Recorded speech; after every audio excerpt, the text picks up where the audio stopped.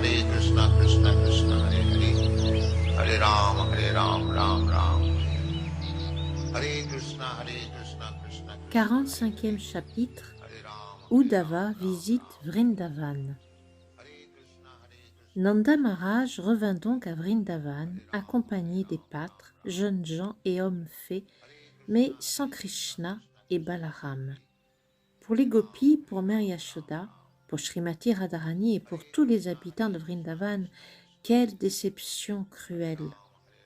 Nombreux sont les bhaktas qui ont tenté d'expliquer cette absence de Krishna, car, selon les maîtres, Krishna, le Seigneur suprême dans sa forme originelle, ne saurait quitter Vrindavan fût-ce d'un pas, mais il y demeure à jamais. Ces bhaktas expliquèrent que Krishna n'était pas véritablement absent de Vrindavan, qu'il était revenu, selon sa promesse, avec Nanda Maharaj. On se souvient qu'au moment de prendre le départ pour Mathura sur le char conduit par Akrura, comme les gopis obstruaient le chemin, Krishna leur avait promis qu'il reviendrait aussitôt après avoir réglé ses affaires dans la ville.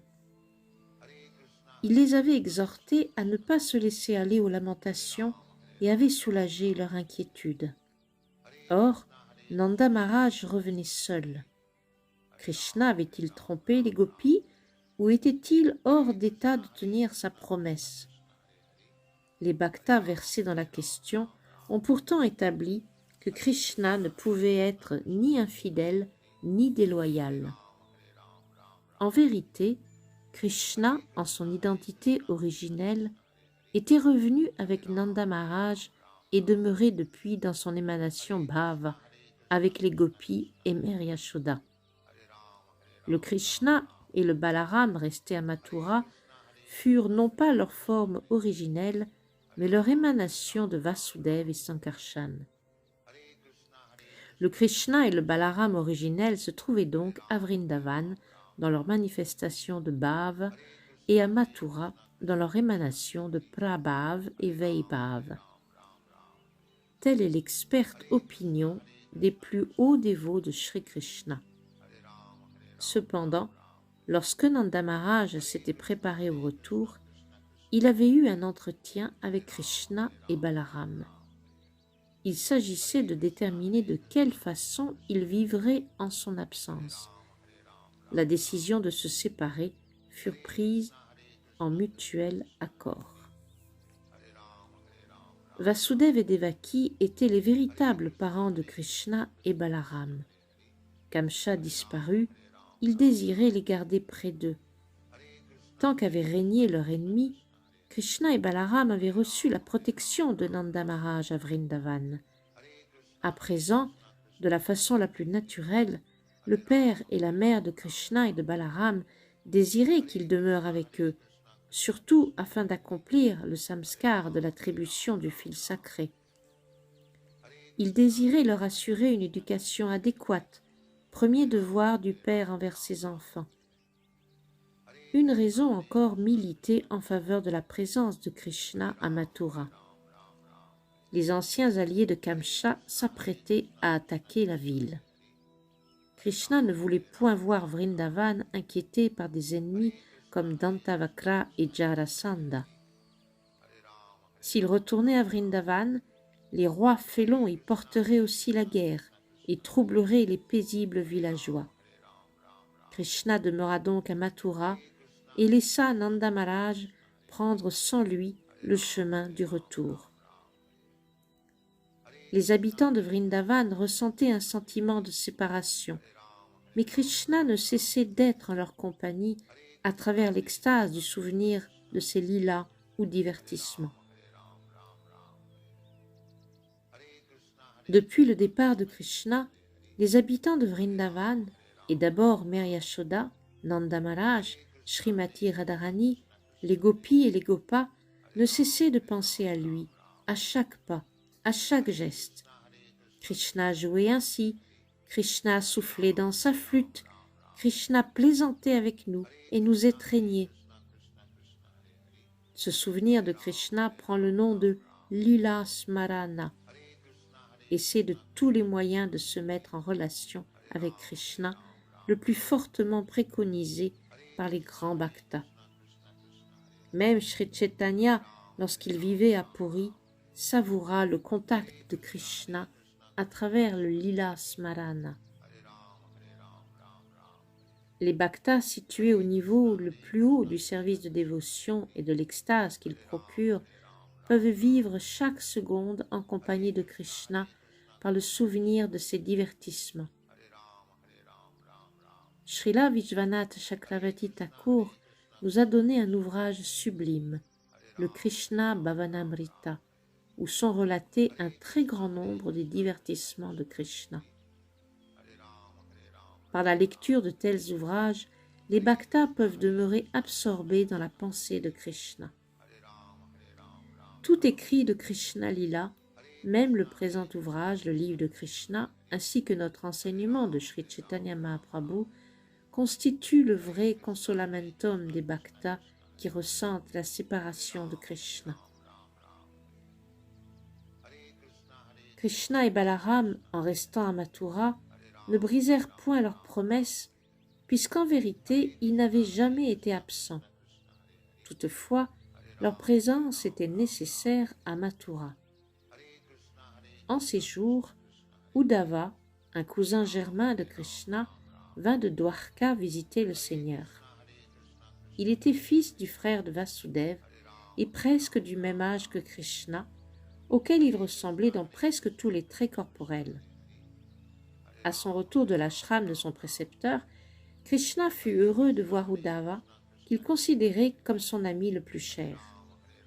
Il désira l'envoyer à Vrindavan porter un message aux habitants pour adoucir la séparation. Comme l'enseigne la Bhagavad Gita, Ye yatamam prapadyante, Krishna, très sensible, répond en proportion du degré d'élévation de son dévot dans le service de dévotion. 24 heures par jour, les gopis pensaient à Krishna dans un sentiment de séparation. Krishna lui-même, bien qu'en apparence loin d'eux, ne cessait de penser aux gopis, à Mère Yashoda, à Nanda Maharaj et aux habitants de Vrindavan. Il comprenait leur tristesse spirituelle. C'est pourquoi il désira bien vite leur envoyer Uddhava, porteur d'un message de consolation. Uddhava est tenu pour le personnage le plus exalté de la dynastie Vrishni, presque l'égal de Krishna. Grand ami du Seigneur, disciple direct de Brihaspati, le précepteur et prêtre des planètes édéniques, il possédait une grande intelligence et une grande vivacité dans ses décisions. Selon le critère intellectuel, il était hautement qualifié.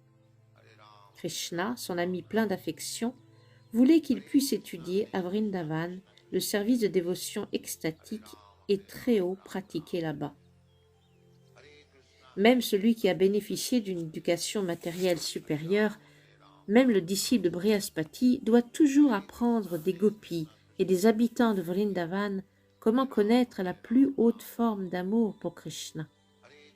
L'envoyer à Vrindavan porter un message d'apaisement villageois, c'était lui montrer sa faveur spéciale.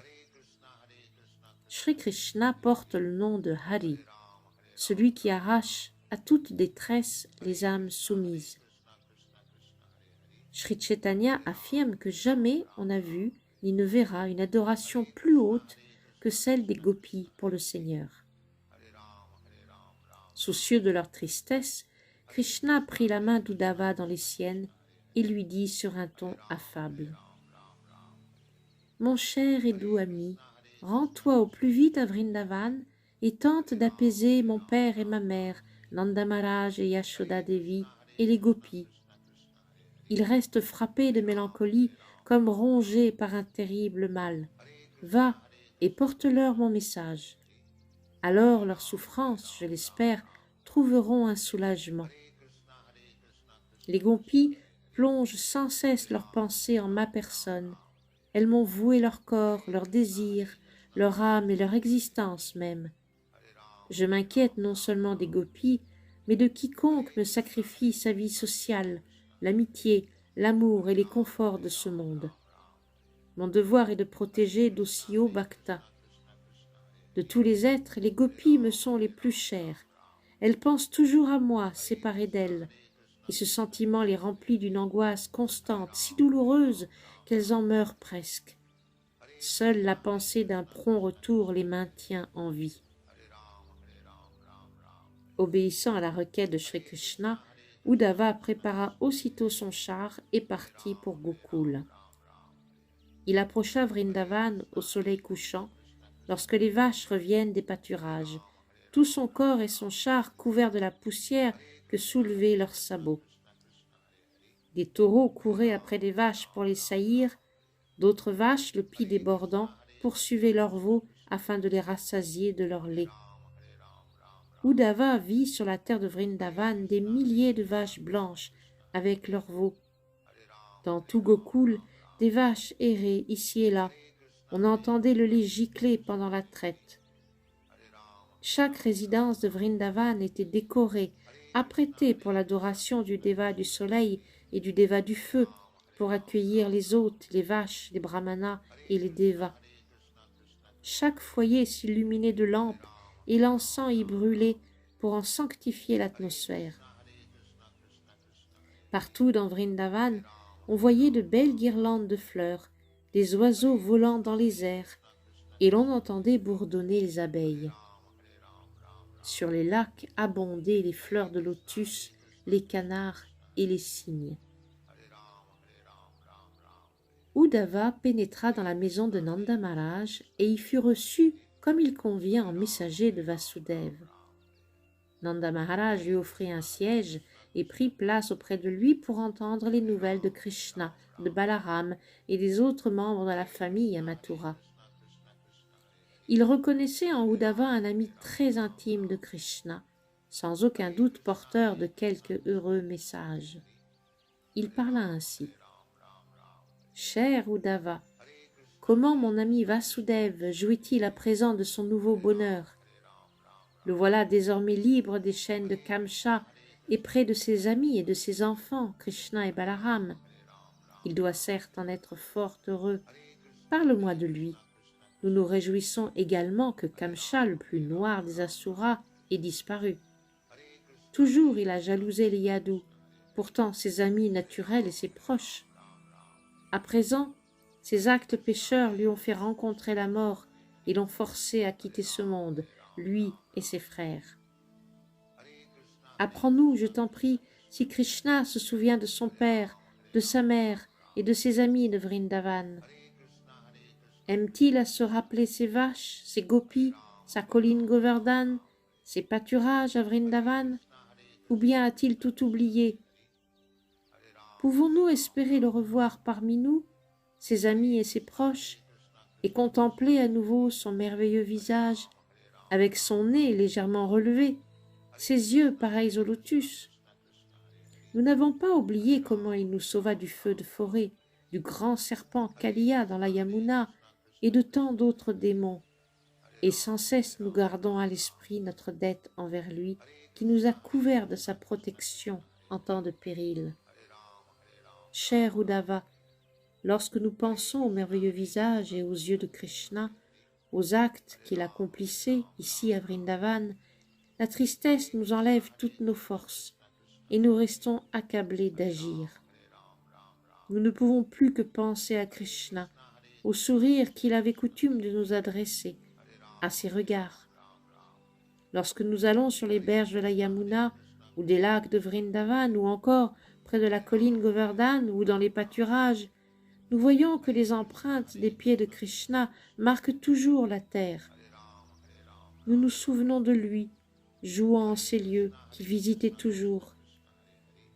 Dès qu'il paraît dans notre mental, nous nous voyons absorbés dans la pensée de sa personne. Notre idée, c'est que Krishna et Balaram sont peut-être des hauts dévas des planètes édéniques qui avaient quelques tâches à remplir sur terre et sont venus parmi nous sous la forme de garçons comme les autres. Garga Muni en avait d'ailleurs fait la prédiction lorsqu'il établit l'horoscope de Krishna. Si Krishna n'était pas un être hors du commun, comment aurait-il pu mettre à mort Kamcha, qui avait la puissance de 10 000 éléphants? Et non seulement Kamcha, mais aussi ses lutteurs les plus vigoureux, et le gigantesque éléphant Kuvalayapida. Toutes ces bêtes, tous ces asuras, Krishna les mit à mort, comme un lion tue un animal insignifiant. Et quelle merveille que Krishna ait brisé d'un coup l'arc immense et lourd, fait de 3 palmiers joints, après l'avoir saisi d'une main. Quelle merveille que durant 7 jours entiers, il ait soulevé la colline Govardhan d'une seule main. Quelle merveille qu'il ait fait périr tant d'asuras, tels Pralambasura, Dhenukasura, Aristasura, Trinavarta et Bakasura. Si grande était leur puissance qu'ils effrayaient même les devas des planètes édéniques, mais Krishna n'eut aucun mal à les anéantir. À l'évocation des exploits de Krishna, Nanda Maharaj se sentit peu à peu accablé, au point de ne bientôt plus pouvoir prononcer une parole. Quant à Mère Yashoda, assise aux côtés de son époux, elle avait écouté le récit des divertissements de Krishna sans mot dire. Simplement, elle pleurait sans cesse, et du lait coulait de ses seins. Lorsqu'Uddhava vit Maharaj Nanda et Yashoda si extraordinairement envahis par des pensées de Krishna, Dieu la personne suprême, lorsqu'il réalisa leur extraordinaire affection, la même émotion le saisit tout entier, et il parla en ces termes. Ô Mère Yashoda, ô Nanda Maharaj, de tous les humains vous êtes infiniment digne de respect, car nul autre que vous n'a médité dans une extase aussi sublime. Balaram et Krishna sont tous deux la personne originelle de qui émane la manifestation cosmique. De toutes les hautes personnalités, ils sont les souverains. Tous deux constituent la cause effective de la création matérielle. La nature matérielle se trouve régie par les Purusha avatars, agissant sous l'ordre de Krishna et Balaram. Ces derniers, à travers leur émanation partielle, pénètrent dans le cœur de tous les êtres. Ils sont la source de tout savoir, du souvenir et de l'oubli. Ce que corrobore au chapitre 15 la Bhagavad Gita. Je me tiens dans le cœur de chaque être, et de moi viennent le souvenir, le savoir et l'oubli. Le but de tous les Védas est de me connaître. En vérité, c'est moi qui ai composé le Vedanta, et je suis celui qui connaît les Védas. Bhagavad Gita, 15e chapitre, verset 15. L'être qui, à l'instant de la mort, peut fixer purement son mental sur Krishna, fût-ce seulement pour un instant, se qualifie pour apparaître, une fois abandonné le corps matériel, dans son corps spirituel originel, comme avec le soleil se lève toute lumière. Celui qui quitte la vie de cette façon pénètre aussitôt dans le royaume spirituel Vaikunta. Tel est le fruit qu'on obtient en pratiquant la conscience de Krishna. Et si en ce corps, tant que notre condition physique et mentale est saine, nous pratiquons la conscience de Krishna, par le simple chant du Mahamantra Hare Krishna, nous obtiendrons toute chance de garder à l'instant de la mort le mental fixé sur Krishna. Krishna, présent dans le mental à cet instant, assure l'ultime réussite. Au contraire, celui qui absorbe constamment son mental dans les actes intéressés, visant au plaisir matériel, tout naturellement pensera, venu l'instant de la mort, au plaisir matériel, aux actes intéressés, dès lors à nouveau contraint de revêtir un corps matériel conditionné pour y pâtir des 3 sources de souffrance inhérentes à l'existence matérielle. Si donc nous marchons si peu que ce soit sur les traces des habitants de Vrindavan, Maharaj Nanda, Yashoda et les gopis, qui avait l'habitude de toujours s'absorber dans la conscience de Krishna, notre existence se verra certes couronnée de succès. Nous pourrons pénétrer dans le royaume spirituel Vaikunta. Uddhava poursuivit. Chère mère Yashoda, cher Nanda Maharaj, ainsi vous avez fixé sans réserve votre mental sur la seule image de la personne suprême, Narayan, dans sa forme absolue, cause du Brahman impersonnel. La radiance du Brahman n'est que l'éclat du corps de Narayan. Sans cesse absorbé en la pensée extatique de Krishna et Balaram, quel devoir vous reste-t-il à accomplir? J'ai un message de Krishna disant qu'il reviendra bientôt à Vrindavan, vous satisfaire tous deux par sa présence personnelle. Il a promis d'être de retour aussitôt qu'il aura mené à bien ses affaires à Mathura. Et certes, il tiendra sa promesse. Aussi, vous les plus fortunés d'entre les fortunés, ne soyez pas tristes de son absence.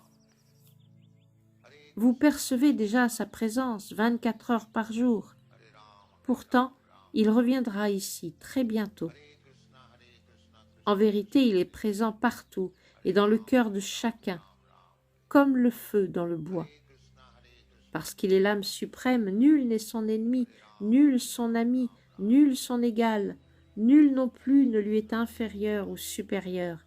Il n'a point de père, point de mère, point de frère ou de proche, pas plus qu'il n'a besoin du lien social, de l'amitié et de l'amour dans ce monde. Il ne revêt pas de corps matériel, jamais il n'apparaît ou prend naissance comme un homme ordinaire, contraint d'appartenir, pour ses actes passés, à des espèces de vie supérieures ou inférieures. Lorsqu'il vient à nous, c'est par sa puissance interne, à seule fin de protéger ses dévots. Jamais il ne subit l'influence des trois gunas, pourtant, lorsqu'il descend en ce monde, il semble agir comme un être ordinaire, sous l'emprise des gunas. En vérité, il régit la création matérielle et ne la subit pas. Comment les gunas l'affecteraient-ils? La manifestation cosmique tout entière, il la crée, la maintient et la dissout. C'est par méprise que nous pensons à Krishna et à Balaram comme à de simples humains. Nous sommes tel l'homme qui, pris de vertige, croit que le monde entier tourne autour de lui. Le Seigneur suprême n'est le fils de personne. En vérité, de tous, il est le Père, la Mère et le Maître suprême. Nul doute quant à cela. Rien de ce que l'on peut expérimenter, rien de ce qui existe déjà ou qui n'existe pas ou qui existera dans l'avenir, rien du plus petit au plus grand n'a d'existence hors de Dieu, la personne suprême. Toute chose repose en lui, mais lui se trouve hors de toute chose manifestée. Nanda et Uddhava passèrent ainsi la nuit entière à parler de Krishna. Au matin, les gopis préparèrent l'aratik en allumant leurs lampes et en aspergeant le sol de beurre mélangé à du yaourt. Après le mangalarti, elles s'occupèrent à barater du yaourt pour en faire du beurre. La lumière des lampes se reflétant dans leurs parures gagnait en intensité. La baratte, leurs bras, leurs pendants d'oreilles, leurs parures, leur poitrine, tout se trouvait en rythme. La poudre de kumkum donnait à leur visage un éclat safran, semblable à celui du soleil levant. Tout en barattant, elles chantaient les gloires de Krishna. Le bruit du barattage et leurs chants, vibrations combinées, montaient au ciel et sanctifiaient l'atmosphère.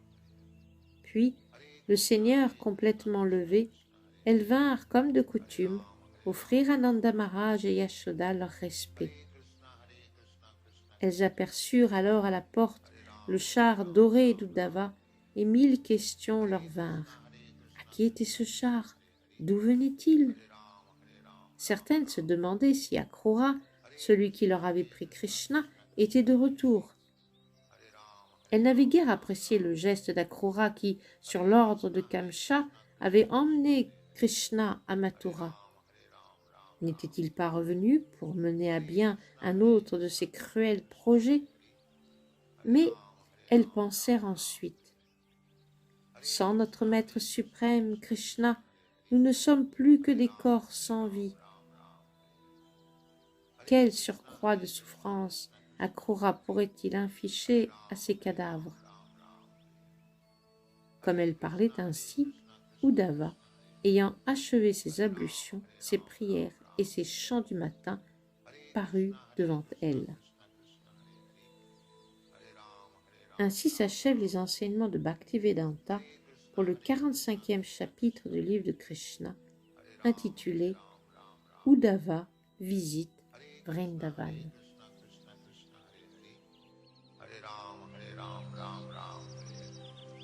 Hare Krishna, Krishna Krishna, Hare Hare. Hare Ram, Ram Ram, Hare Krishna, Krishna Krishna, Hare Hare. Hare Ram, Ram Ram, Hare Krishna, Krishna Krishna, Hare Hare. Hare Ram, Ram Ram, Hare Krishna, Krishna Krishna, Hare Hare. Hare Ram, Ram Ram, Hare Krishna, Krishna Krishna, Hare Hare. Hare Ram.